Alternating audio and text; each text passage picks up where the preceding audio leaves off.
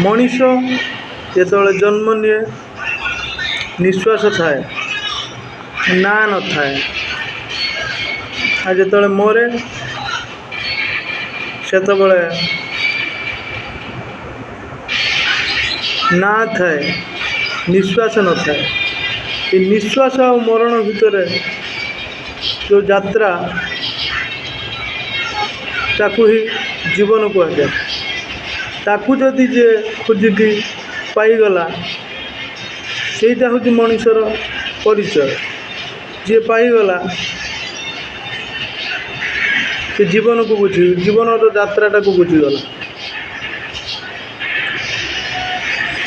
तो मु किए से बुझीपर मु किए कौन पाई आसी कौन मोर काम थिला कौन मोर कर्तव्य थिला ताको बुझी जाए।